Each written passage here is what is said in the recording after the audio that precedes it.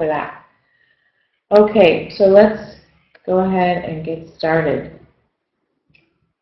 And also, as you can see, you can email me for this presentation. I'll email you back with the presentation if you want, or you can find this on my blog. Okay, so for today, our objective is that during the webinar you will receive some direct and practical ways to use constructivist and socio-affective teaching principles so that you can help your students to connect with you, with others in the classroom, and with their own personal selves in order to achieve high learning goals. So our students can have a lot of different interpersonal connections in the classroom. There can be positive ones and there can be negative ones. And for me, I can think of teachers or classroom environments that were either very positive for me or very negative for me, and those really either helped a lot or hindered my learning.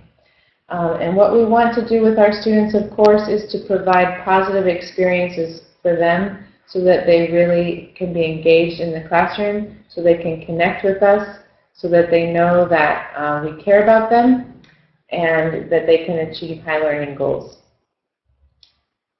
All right, let's take a look at this quote.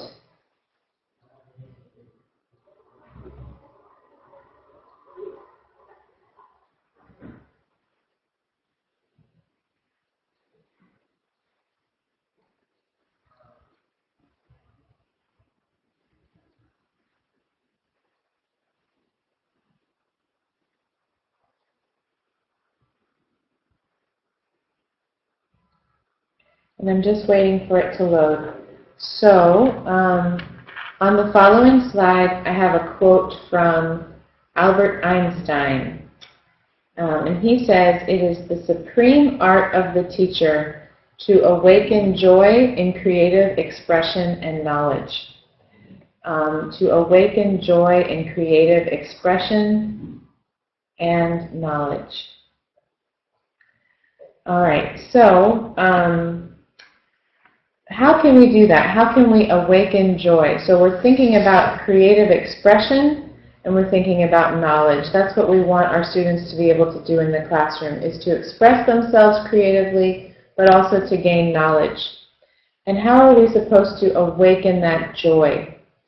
Sometimes it can be very difficult, especially if we're in a difficult teaching situation.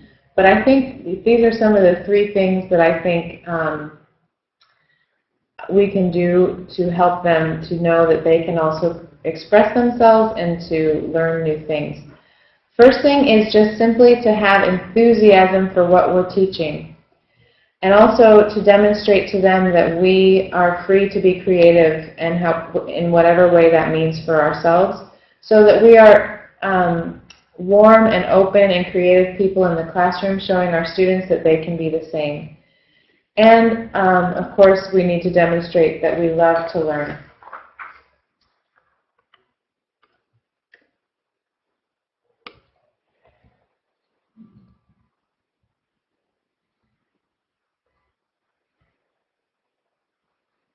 Okay.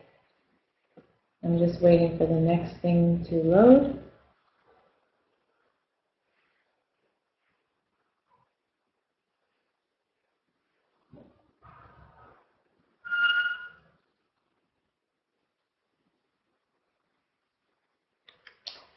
All right, so part of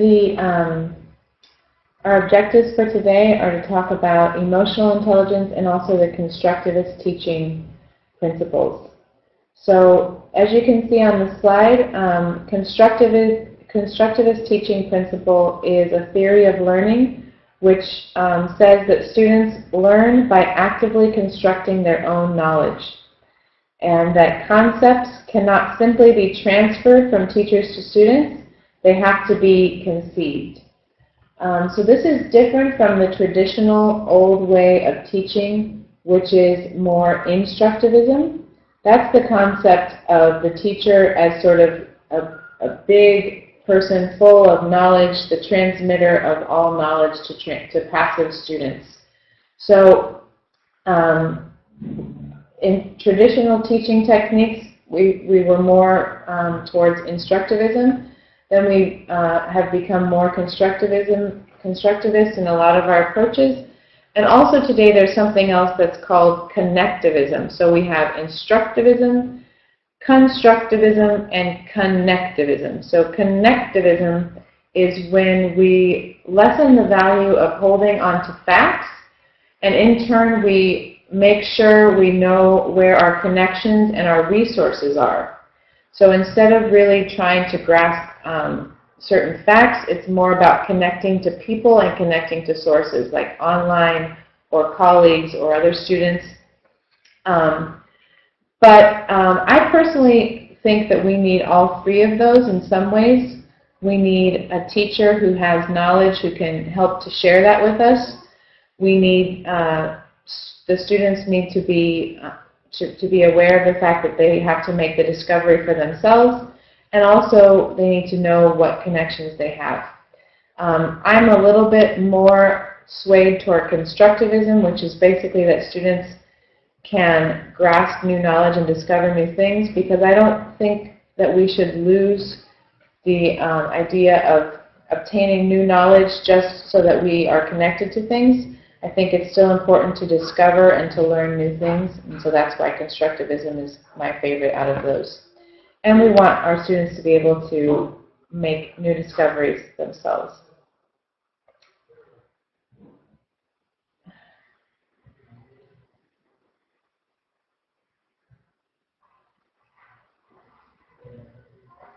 I am having a hard difficulty with the slides moving.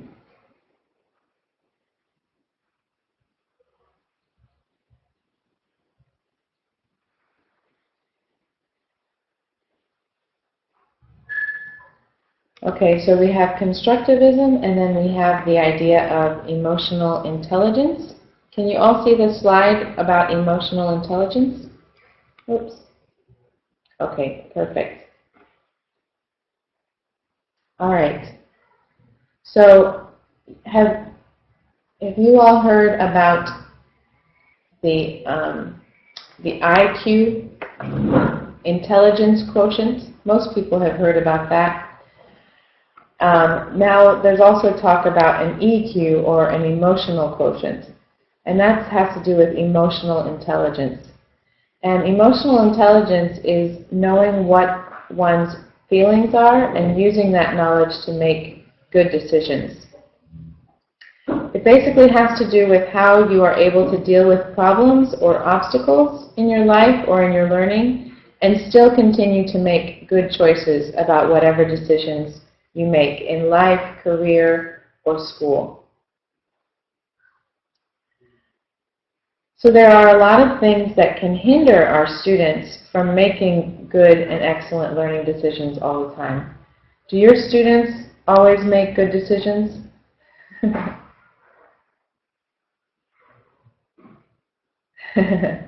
No, mine don't either.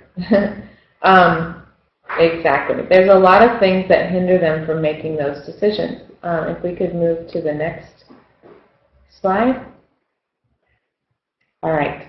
So these are some things that hinder our students from making good decisions. Maybe they feel insecure. Maybe they're not sure about themselves. Maybe they have some family issues that are getting in the way. Maybe their socioeconomic status or poverty level is not helping with their education.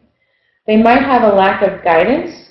They might not have seen before very good role models of making good educational decisions, and so making their own good decisions is sometimes difficult. There might be peer pressure. Other students that they are with in the classroom maybe are not encouraging them to make good decisions. And they might feel unsuccessful as learners. Maybe they haven't been able to be successful in the classroom before, and now they're unsure if they can do that. And as Gonzalo said, excellent, there's a lack of knowledge of their own learning styles. So maybe they in the classroom they are taught only in one way, maybe in an instructivist way where they are more supposed to be passive learners and they don't understand what they're listening to because they haven't been given the opportunity to be creative. That's excellent, Gonzalo. Great. They might have negative experiences as well. Thank you. And we can move to the next slide.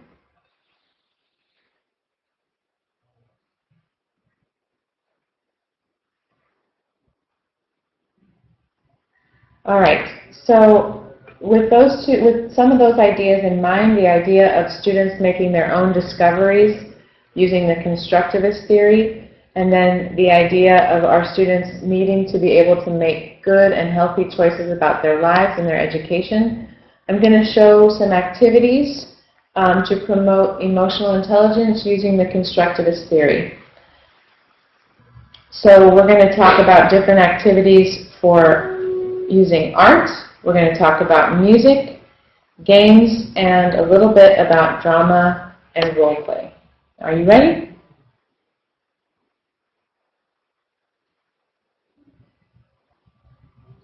Next slide. Okay, great.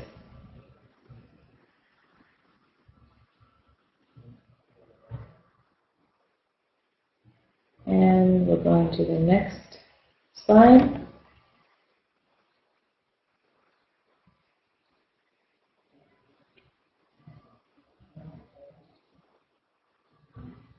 Okay, so let's talk about art, first of all. Why should we use art in the English as a foreign language classroom? Can I see some responses in the chat box? Why do you think art might be a good thing to use in the classroom? I have one reason here, which is that students often respond well to visual images. Do you have other ideas for why art would be a good idea? Good, to promote free expression. It might be a good stimulus for motivation, vocabulary. It definitely stimulates emotions. Motivating, good. Young adults do respond very well to art. That's correct. Good, thank you. And you might open their mind to new ideas. And there is no right or wrong answer. That's excellent. Especially, thank you, Kate, for saying that. Especially when it comes to language learning, so often our students feel like they have to be correct or right all the time. But using art in the classroom automatically sort of is a good springboard for showing them that there's a process, that we just want to discuss this, and that there isn't necessarily one way of viewing things. So that's great.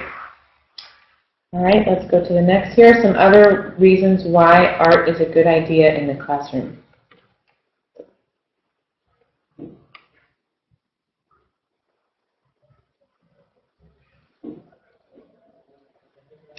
So art generates discussion. It can generate discussion at basic or advanced levels. So showing students a work of art can create conversations about simple things like color, shape, and objects, but it also can be a springboard for conversation on more deeper or advanced language use, such as discussing feelings, social issues, current events, comparing and contrasting things. So art definitely generates very good discussion.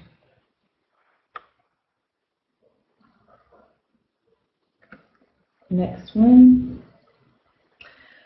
Art allows students to use language in context. So you might be discussing certain target vocabulary, and they can use that vocabulary to describe an actual piece of art or conduct an internet research on that topic. So you've already taught some vocabulary, you show them a piece of art, and they're automatically able to discuss it.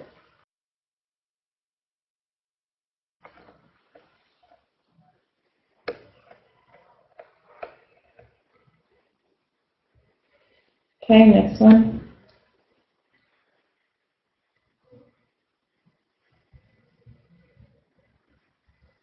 The next slide is basically like what Kate said, Kate Hyde, which is that that using art can take the emphasis off of accuracy and can encourage students to focus on fluency, to clearly express their thoughts and ideas. And as they get more and more comfortable talking about those things, they're able to use new words, new grammar structures in a more relaxed way, which is also very beneficial for students who are held back by fear of making mistakes. And most of our students have at least a little bit of that fear of making mistakes. Another benefit is that it can help develop students' creative and critical thinking skills. So like I said, you can do a lot of different things with art. You can compare and contrast different works of art. You can compare and contrast different subjects in the same piece of art.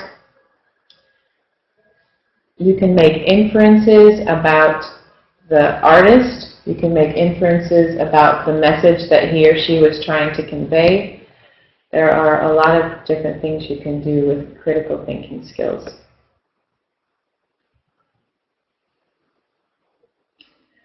So how can we make using art more successful? One thing that we can do is to bring in art that is relevant to our students. This picture here is graffiti in Bogota. So this is something that probably a lot of students in Bogota have seen. And if you are teaching students in Bogota, this would be an excellent piece for you to show them. But it also shows a young girl. There are many things that you could do. You could find a piece of art that sort of speaks to the age range and the demographic of students that you have, and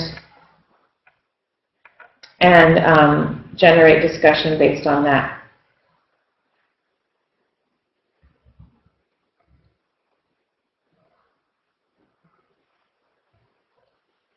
And one way to sort of start giving them a framework for discussing art is to give them some sentence starters. So depending on their level, this might be a good way to begin. The first time that you introduce art into the classroom, they can describe something, they can give opinions, and they can agree and disagree.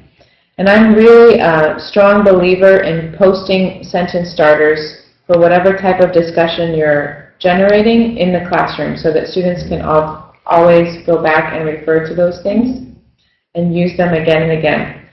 Sentence starters are a little bit formulaic, so some people don't like to use them, but what I like about them is it sort of helps students to build confidence, and then they can use the vocabulary and other structures that they already have. So in the next slide, there's just an example of how you can use a piece of art to generate questions. You can show a piece of art and say, okay, what are they doing? What colors do you see? How many people are there? Things like that. And then you could even, if you show a lot, this is Andy Warhol, if you show many pieces of the same artist, maybe you want to have your students do some research on that artist or another artist of their own choosing.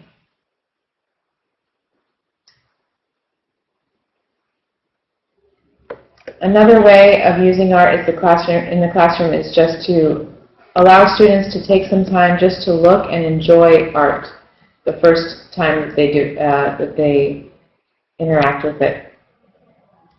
And then as you continue in your explanation, in your use of art, you can have students choose a character from a painting or a sculpture and write like a little story about that character. Maybe what was going on in that character's life, or how it's different or the same from another piece.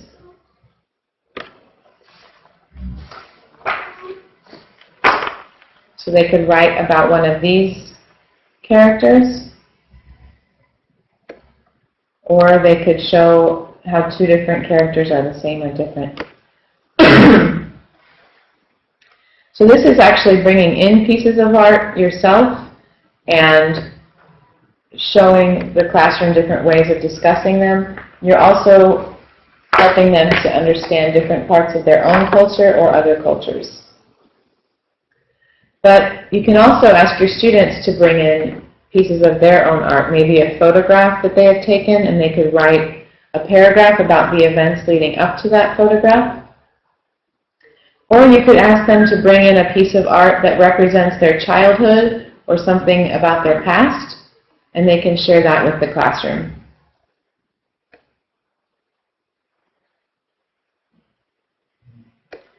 So this is an example from my own life. You can maybe, one grammar exercise would be to talk about what students used to do. So for me, I would bring in these two pictures. I would say, I used to play with strawberry shortcake, and I would say, I used to listen to New Kids on the Block. So these are just little things that you can do to bring in art, to have students share their art, and to build language on it.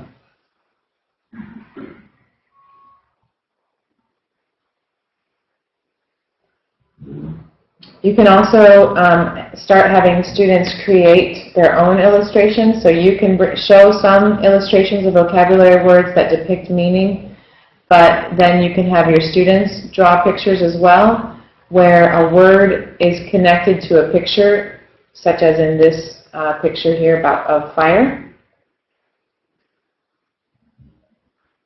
And you can develop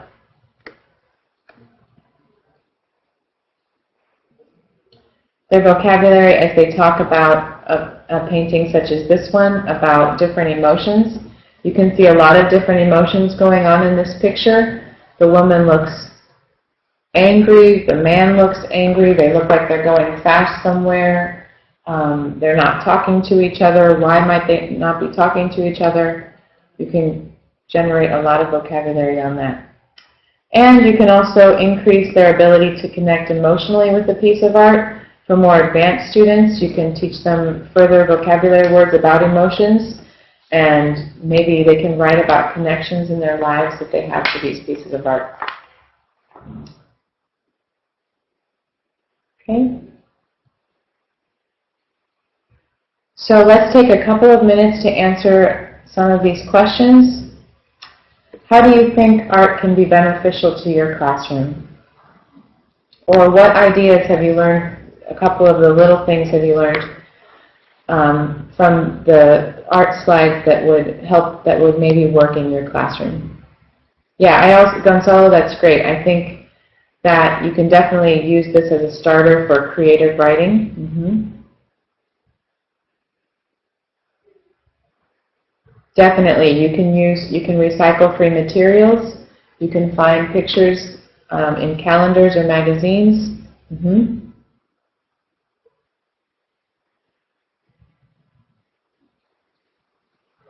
Okay, great.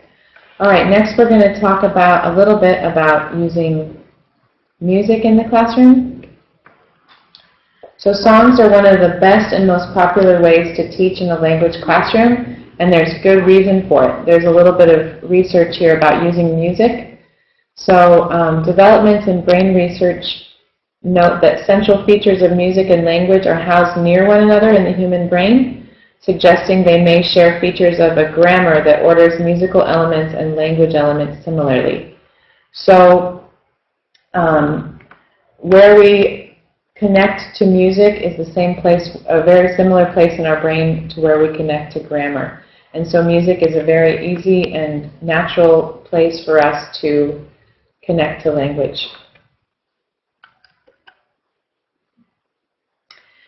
Here's one lesson idea for you. Is to listen to a song several times and give students copies of the lyrics and discuss their meaning and the students' enjoyment of the song. To give them copies of song lyrics with blank lines. I'm sure many of you have already done that. And to allow students to, and then to begin to allow students to use the same grammar structure that is in the song to write their own ideas. And here's an example. I don't know if some of you are familiar with Beyonce. She has a song called If I Were a Boy. And I taught a lesson where we used If I Were a Boy to learn the unreal conditional tense. And after we were finished doing a lot of different activities with that, I asked the students to write their own lyrics to the same song, just with a different unreal situation. So this girl wrote, "If I were a bird," and I'm just going to read it really quickly. "If I were a bird, even just for a minute, I'd wake up in the morning and sing and fly and feel the freedom. I'd fly long distances, and I'd never get tired, because I'd know that I had freedom if I were a bird. I think I could go all over the world. How would it feel to be completely free? I swear I'd not worry about simple things. I'd have a shelter wherever I'd go, because I know there were plenty of trees. When you would keep me as a prisoner, I'd always fly away from you, because I could fly away if I were a bird." So this is just a nice way of introducing students to song lyrics, to structures where they can be creative and express themselves as well.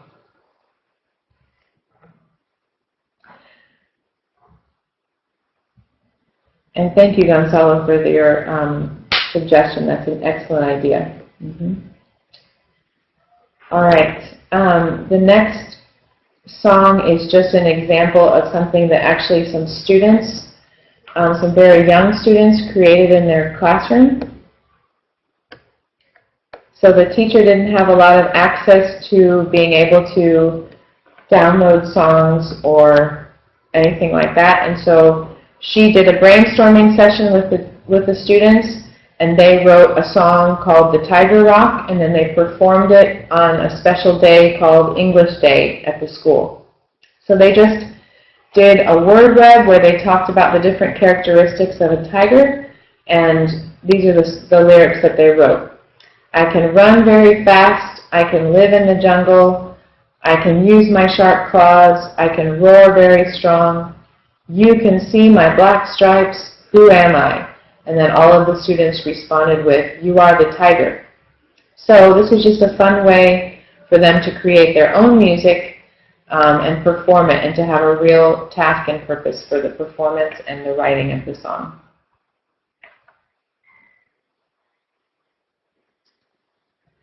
Okay, we're also just going to talk quickly about games. These are some different reasons why games can be helpful and useful in the classroom.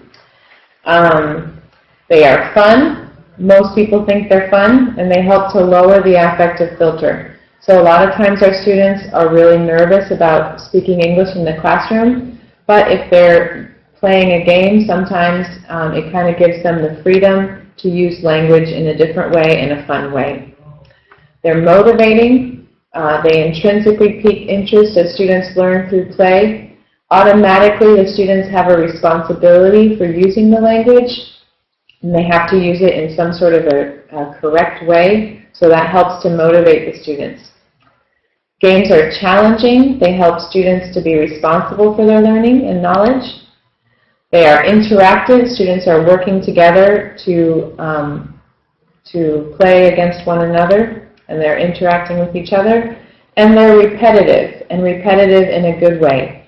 All of our students need practice in the language use, but sometimes repetition can get really boring. So games are a good way to have a repetitive but non-boring practice of language.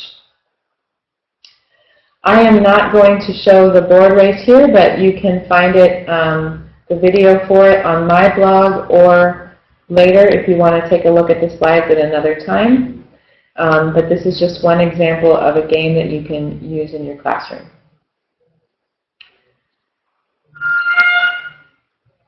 And finally, I'm going to talk just very briefly about drama and readers' theater. Have you guys used drama and or readers' theater in your classroom?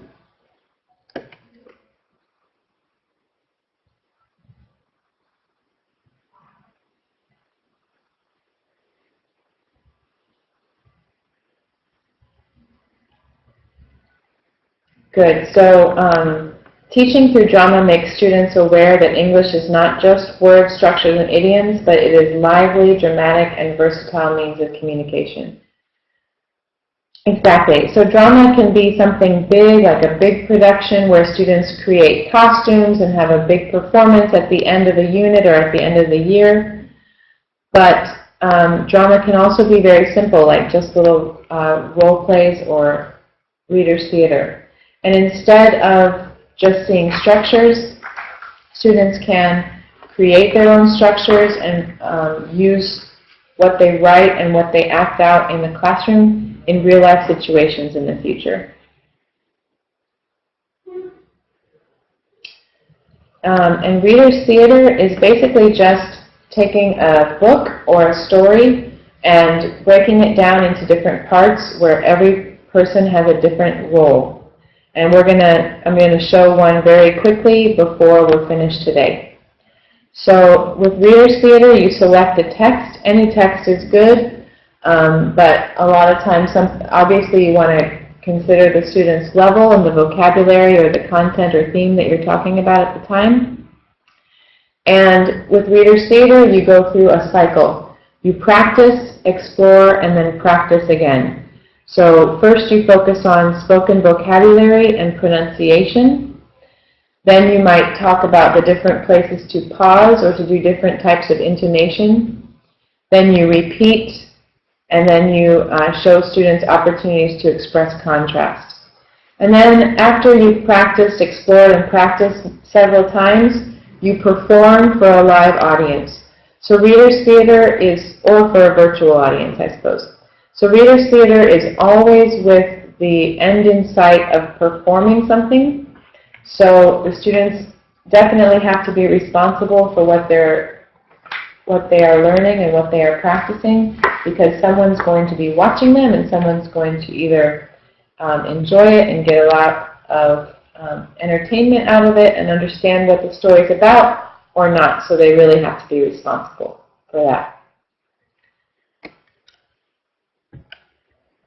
So here we go. This is a reader's theater excerpt from The Very Hungry Caterpillar by Eric Carlisle. Carl, maybe some of you have used or taught with his books before. He's great for children's literature. So in this case, you might have just two readers who are going to perform. One of them is A, the other one is B, and then you have both. So you can have just two readers.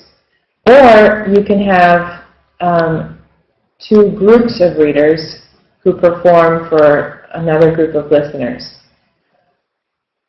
So in this one, in The Very Hungry Caterpillar, this is about a little caterpillar who eats and eats and eats, and then finally at the end of the book turns into a butterfly. So this would be a great book to use for an animal unit that you're doing or a life cycle unit that you're doing, anything having to do with science for little children. And so at first you would just teach the students the pronunciation, so you would read and repeat many times. Then you might show them where to pause and where the intonation belongs. And then you give the students lots of opportunities to practice together. They might add actions to this. They might, if you really wanted to do a big performance, they could also incorporate some artistic expression by creating costumes or creating a scene that incorporates this. And then the students would perform this. So they would say, the first person, I'm going to go ahead and read as letter A, and then you, if you are in a safe place where it doesn't matter if you're talking out loud, you can be letter B. Okay? So here we go. In the light of the moon, lay on a leaf. The warm sun came up and pop. And very hungry, he started to look for some food. All right, so there are so many things you can do with this, and you can continue. That's only one little small part of this book of The Very Hungry Caterpillar. And you can do this with many different books, many different sources. You can just create a text out of, a script out of a text, and your students can, at any level, perform these types of things. And this is a great way for them to practice. So I am ending. I'm so sorry that I went so quickly through everything, and I really thank you for your patience with everything. The goal for today was to talk about direct and practical ways to use constructivist and socio-affective teaching principles. So I wanted you to begin to think about how your students can connect and create in your classroom. And I hope that some of the ideas here will give you some practical ways that you can have your students begin to have joy in their hearts about creative expression and knowledge. Thank you so much for coming, and I'm happy to give you these slides on email, or you can also see it on the website with RELO Andes. Thank you so much.